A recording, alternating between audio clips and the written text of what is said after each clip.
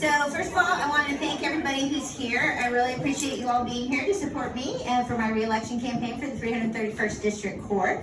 I want to thank all the people who aren't here but sent me text messages and called and said they couldn't make it, but they sent donations and well wishes and they support me. So I want to thank all of those people as well. A fundraiser, so if you would like to donate more, that would be very much appreciated, but we do appreciate all of our donors and sponsors. In addition, I want to thank all of my staff. I have Cass, my bailiff here. I have John, my court coordinator. My court reporter's not here. She's trying to get here. Most of you know Cindy. She's been with me from the very beginning. Crystal is my probation officer, and David Carrazas is my court clerk.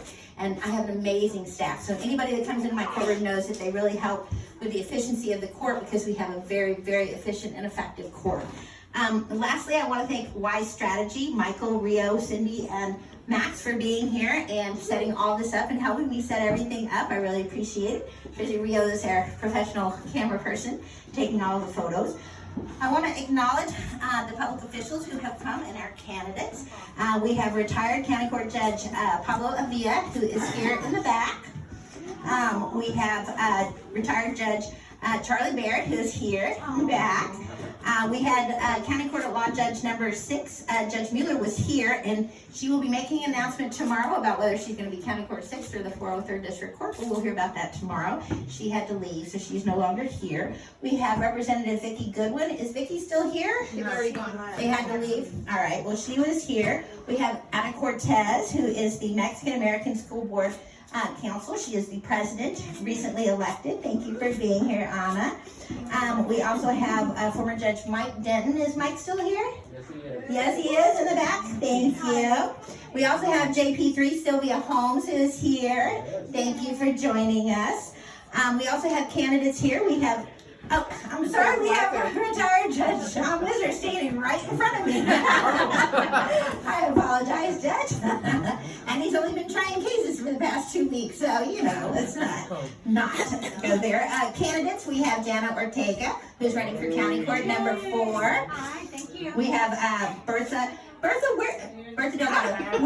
Now, what are you running for? You're running for District 3. City Council. City Council. District All right, 3. very good. And Lori Iserloh was here, and she is running for a civil court bench. The new one, what is the number? Do we remember the number? 400 and something. 400 and something. It's a new civil court bench here in Travis County. Anyway, I wanted to thank everybody for being here, all the public officials and all of the candidates who are here. I thank you for all being here. So, I just want to talk a little bit about the successes of my court, because most of you may not know, but when I took office on January 1st of 2019, I took the lowest performing court in Travis County for the felony criminal courts at 88%, and by the end of my first year, I had the highest performing court here in Travis County at 116%, and I'm very proud of that fact. The day one that I started, I had a 22-page docket, which is really long.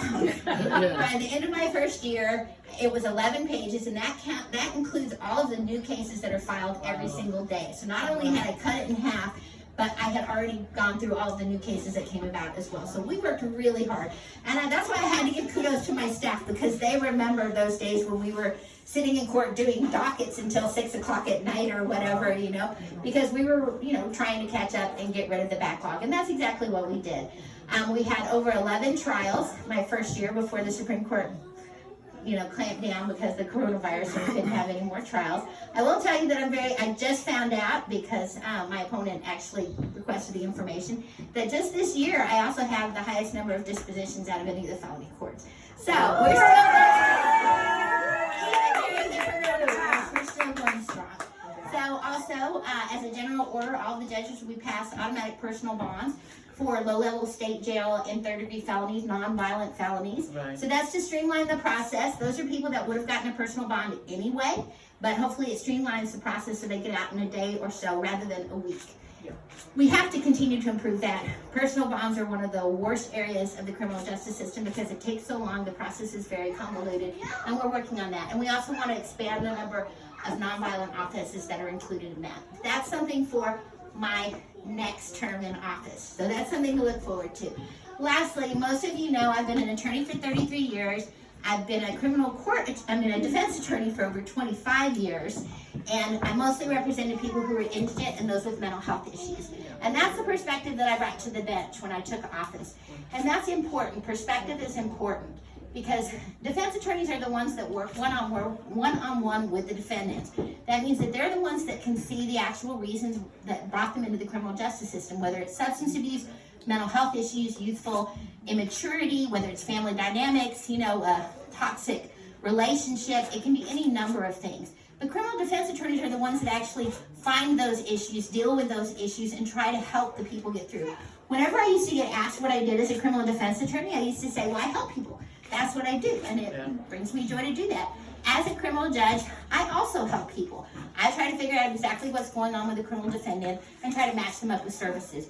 I believe in rehabilitation. That's my number one rule. If somebody wants to be rehabilitated, if they can be rehabilitated, then we rehabilitate them. And based on that, I am very proud to say that I have the highest number of probations out of any felony court here in Travis County. And that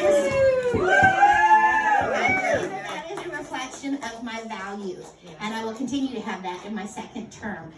Speaking of that, we do have a drug court here in Travis County, and the drug court has been failing for a number of years. It has a capacity for 30. It currently only has 3 people in that program. But we have the staff and we have the funding for drug court. But the DA's office doesn't want to put people in it because they're giving diversions and other things for low-level drug offenders and first offenders and getting them help in the community, which I think is appropriate.